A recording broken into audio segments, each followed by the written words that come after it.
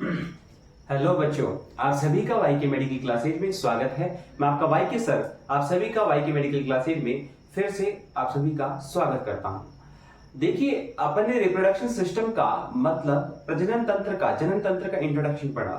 उसके बाद में मैंने बताया बच्चों कि आपको मैं पढ़ाऊंगा मादा जनन तंत्र और नर जनन तंत्र। तो सबसे पहले आपके सामने लेकर आया हूं मेल रिप्रोडक्शन सिस्टम मतलब नर जनन तंत्र। देखिए, नॉर्मल इंट्रोडक्शन में मैंने आपको बताया था बच्चों कि अगर मैं रिप्रोडक्शन की बात करता हूं, रिप्रोडक्शन बहुत ही इंटरेस्टिंग और प्यारा टॉपिक होता है। अगर मैं प्रॉपर रिप्रोडक्शन की जनन की या फिर प्रजनन की बात करता हूं, प्रजनन कहते किसे हैं। सबसे मैंने बात की थी कि जब कोई भी मेल की बात करता हूं, नर की बात करता हूं, नर से निकलने वाला जो स्पर्म था जब मादा की योनि के थ्रू जाएगा और आपके ओवा से या फिर एग से स्ट्राइक करता है, टकराता है, तो उसके बाद में फ्यूज करता है। मतलब फ्यूजन के बाद की प्रोसेस को मैंने नाम दिया फर्टिलाइजेशन। तो फर्टिलाइजेशन के दौरान वहां पर आपके जाइगोट का डेवलपमेंट होता है, जाइगोट का निर्माण होता है और वही आगे जाकर एम्ब्रियो में कन्वर्ट होगा बच्चों, और एम्ब्रियोनिक डेवलपमेंट होगा। फिर बाद के अंदर यही 9 महीने बाद में पार्चुरेशन की प्रोसेस के दौरान, मतलब आपके डिलीवरी या फिर चाइल्ड बर्थ की प्रोसेस के दौरान बेबी आपका बाहर निकल जाएगा। और इसी मैंने कंप्लीट प्रोसेस को, मतलब आपके इंसेमिनेशन की प्रोसेस, आपके फर्टिलाइजेशन की प्रोसेस, उसके बाद में आपके पार्चुरेशन की प्रोसेस, जेस्टेशन पीरियड की प्रोसेस, उसके बाद में आपके लैक्टेशन की प्रोसेस, मतलब सारी की सारी प्रोसेस फर्टिलाइजेशन से लेकर आपके लास्ट तक फीडिंग तक की प्रोसेस को मैंने कंप्लीट प्रोसेस को नाम दिया आपका रिप्रोडक्शन। रिप्रोडक्शन की जरूरत क्यों पड़ी बच्चों?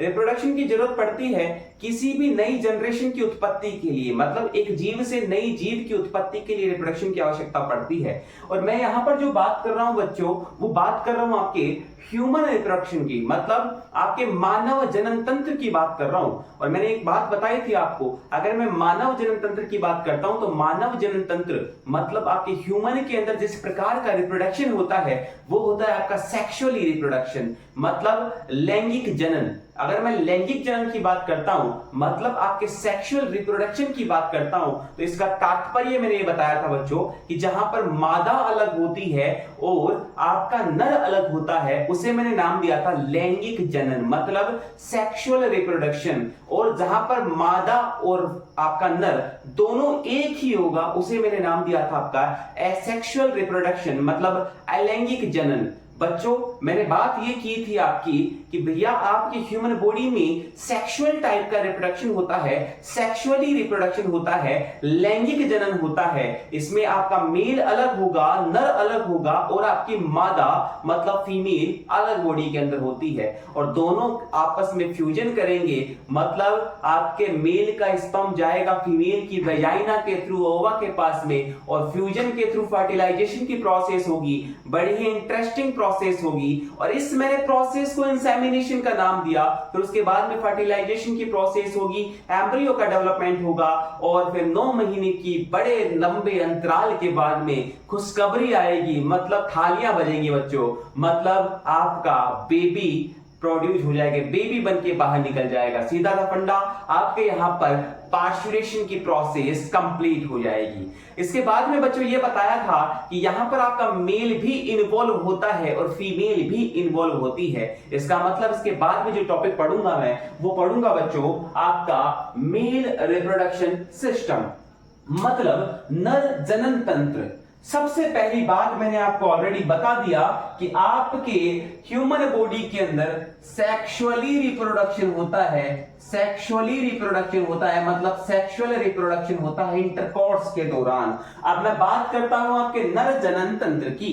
तो सबसे पहली लाइन है बच्चों, द मेल रिप्रोडक्टिव सिस्टम मतलब नर जनन तंत्र is located in the pelvic region. देखो ध्यान से सुनना, located in the pelvic region, मतलब आपके पेल्विस रीजन के अंदर क्या पाया जाता है, आपका मेल रिप्रोडक्टिव सिस्टम पाया जाता है बच्चों। मतलब आपके सिस्टम का मतलब बताया था जहां कई ऑर्गन्स मिलकर बनते हैं, कई ऑर्गन्स सम्मिलित होते हैं, मतलब जो ऑर्गन आपके रिप्रोडक्शन में काम आएंगे वो सारे के सारे ऑर्गन कहां होते हैं बेटा, वो होते हैं बेटा आपके पेल्विक रीजन में, मतलब आपके पेल्विस वाले पार्ट में। अगली बात करता हूं, देखो मेल रिप्रोडक्टिव सिस्टम को मैंने दो पार्ट्स में डिवाइड किया बेटा।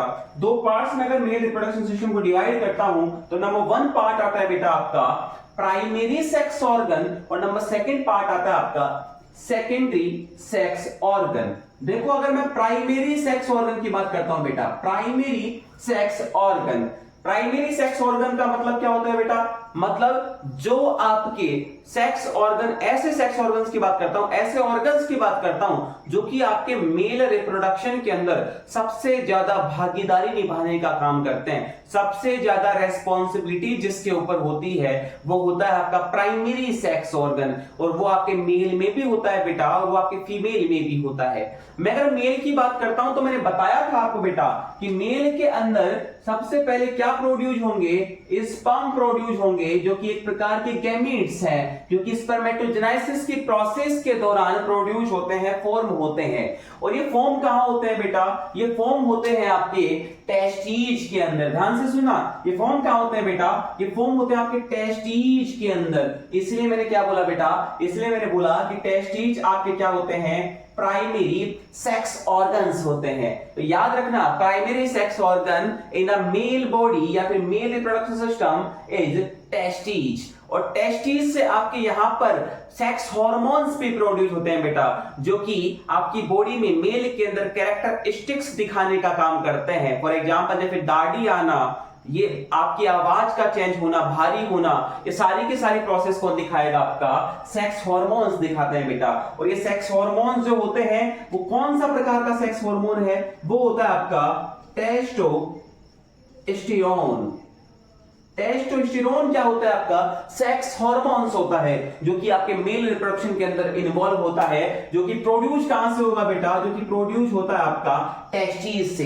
इसका मतलब टेस्टिस सबसे इंपॉर्टेंट ऑर्गन होता है आपका मेल रिप्रोडक्शन सिस्टम का।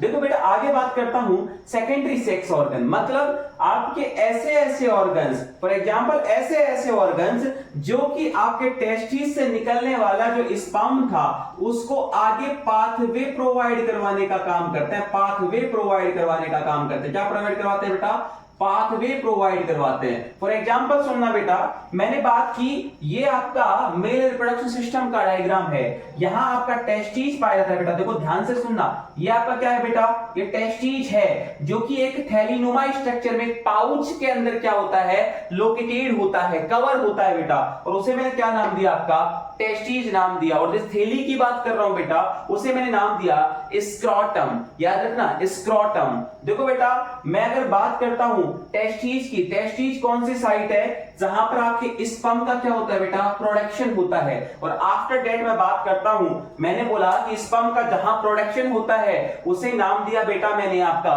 प्राइमरी सेक्स ऑर्गन, और जो आपके इस स्पर्म को आगे पाथवे प्रोवाइड करवाने वाले ऑर्गन्स हैं उनको बेटा क्या नाम दिया मैंने, आपके सेकेंडरी सेक्स ऑर्गन्स। देखो सेकेंडरी सेक्स ऑर्गन्स को मैंने 3 पार्ट्स में डिवाइड कर रखा है। कौन कौन सा, एक एसेसरी डक्ट के अंदर कर रखा है, एक आपकी ग्लैंड्स के अंदर कर रखा है बेटा, और एक आपका एक्सटर्नल जेनिटलिया के अंदर कर रखा है।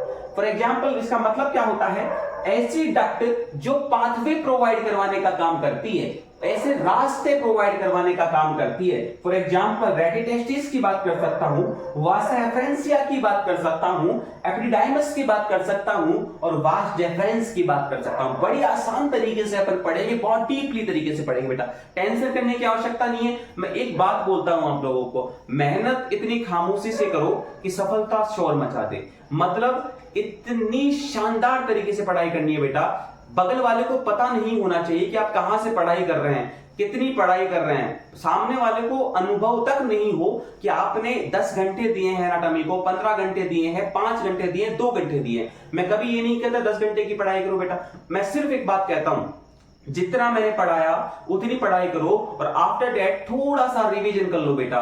कोई इश्यूज आते हैं आप कमेंट्स करिए, उसके अलावा आपको मैंने इंस्टाग्राम आईडी दे रखी है, उस पर आप मेंशन करो, उस पे इसमें आपको मैसेज करो, डीएम करो बेटा, सबका आंसर मिलेगा। देखिए आगे मैं बात कर रहा था बेटा ग्लैंड्स के बाद में, आगे जाकर ग्लैंड्स के अंदर कुछ आपके आपके डक्ट्स के अंदर कुछ ग्लैंड्स भी पाई जाती है डक्ट्स के आगे। जिन ग्लैंड्स का काम क्या होता है बेटा, मैंने एक सीधी सिंपल सी बात बताई थी बेटा कि ग्लैंड का काम क्या होता है, ग्रंथि का काम क्या होता है कि ये कुछ ना कुछ बेटा सीक्रेशन करती है, कुछ ना कुछ क्या करती है बेटा, सीक्रेशन करती है साहब। और सीक्रेशन करने के बाद में इनके सीक्रेशन किस में डल जाएंगे, आपकी डक्ट में डल जाएंगे साहब। और उसके बाद के अंदर सबसे लास्ट वाला पार्ट जो होगा, मतलब जो बाहर दिखता है अपने को, वो दिखता है बेटा आपका सिस्न, मतलब आपका पेनिस। देखिए सबसे पहले मैं बात कर रहा था, देखो फ्लो चार्ट के डायग्राम के हिसाब से देखो, ये आपके टेस्टिस था।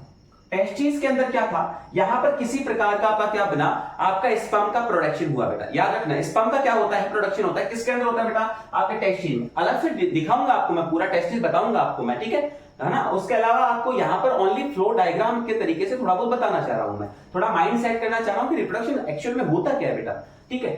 अब टेस्टिस के अंदर क्या बना, आपका स्पर्म बना बेटा। देखो ये स्पर्म रहा,